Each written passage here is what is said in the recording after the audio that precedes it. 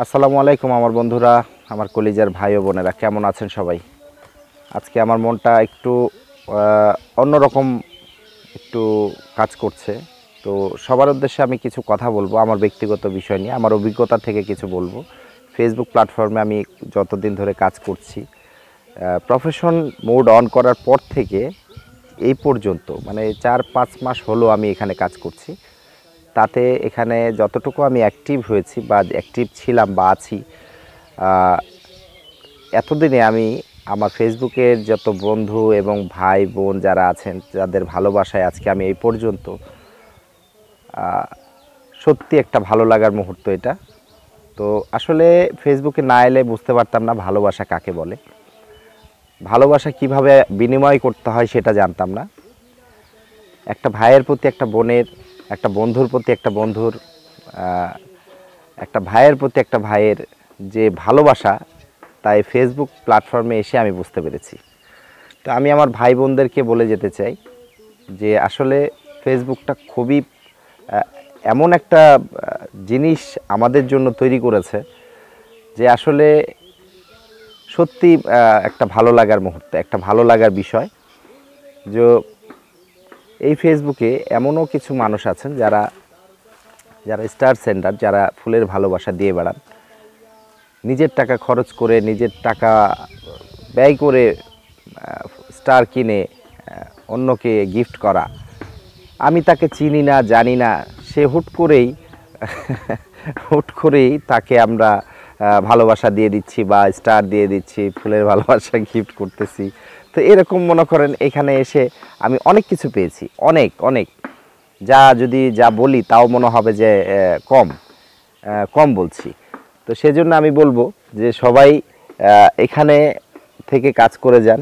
আশা করি এখান থেকে আপনারা সফলতা 100% পাবেন ভাই এবং বোন। আপনাদেরকে রিকোয়েস্ট, আপনারা সবসময় একটা জিনিস চিন্তা মাথায় রাখবেন যে এই ফেসবুক আমাদেরকে এত সুন্দর একটা সাবজেক্ট দিয়েছে, যে সাবজেক্টটার মধ্যে থাকলে হয়তো আপনার মন খারাপ হচ্ছে, আপনি ফেসবুকে ঢুকে যান, আপনার মন ভালো হয়ে যাবে।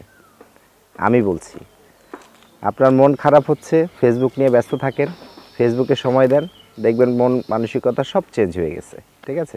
তো সেজন্য আমি আপনাদেরকে একটা কথা বলি যে ফেসবুকে যতটুকু সময় দিবেন, যত সময় দিবেন তত আপনার রিচ এঙ্গেজমেন্ট বাড়বে, তত আপনার পেজের গ্রোথিং তৈরি হবে, আপনার যত ছোটোখাটো বিষয়গুলো আছে সেগুলো সমাধান হবে।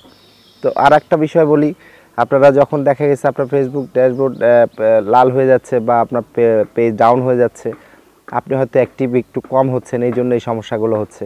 আপনি একটু নিজেকে অ্যাক্টিভ রাখুন, দেখবেন কোনোটাই আপনার লো হবে না, আপের দিকেই যাবে, সব সময় আপের দিকে যাবে।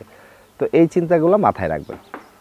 আপনাদেরকে সবসময় আমি আরও কিছু কথা বলি যে ফেসবুকে যারা কাজ করছেন তারা কেউ ধৈর্য হারা হবেন না, ধৈর্য ধরে একটু কাজ করেন। আর রিচ এঙ্গেজমেন্ট অনেকেই চান যে এগুলো লাল হয়ে যাচ্ছে, ফলোয়ার কমে যাচ্ছে, ফলোয়ার বাড়ছে না, ফলোয়ার আপনার 5,000-7,000 ফলোয়ার এই এতটুকুর মধ্যেই আছে, এগুলো বাড়ছে না। বাড়বে কি করে? আপনারা তো ঠিকমতো কাজই করতে যাচ্ছেন না। আপনারা বিভিন্ন লাইভে অ্যাক্টিভ থাকুন,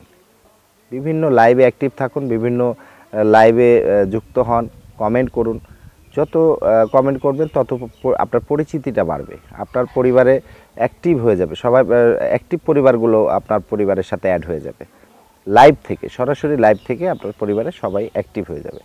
তো সেজন্য লাইভগুলোকে কখনোই অ্যাভয়েড করবেন না, লাইভগুলোতে যুক্ত থাকার চেষ্টা করবেন। আর অন্যের ভিডিওতে একটু বেশি বেশি কমেন্ট করার চেষ্টা করবেন, অন্যের কমেন্টের রিপ্লে কমেন্টস করার চেষ্টাটা বেশি করবেন। রিপ্লে কমেন্টস করলে আপনার রিচটা, এঙ্গেজমেন্টটা খুব দ্রুত গতিতে বাড়ে। ঠিক আছে? তো এই জিনিসগুলো একটু মাথায় রাখবেন। তো এই বিষয়গুলো নিয়ে কথা অনেকেই বলেছি, এর আগেও বলেছি, আবারও নতুন করে আপনাদের কিছু বললাম। সামনে আমি আরও কিছু শিক্ষণীয় কিছু ভিডিও আপনাদের সামনে উপস্থাপন করব। সবাই আমার সাথে থাকবেন এবং আমার পাশে থাকবেন। আর এভাবেই ভালোবাসা দিয়ে সামনে আমরা সবাই একসাথে এগিয়ে যাব ইনশাআল্লাহ। তো ভালো থাকবেন সবাই। আজকের মতো এখানেই, আল্লাহ হাফেজ।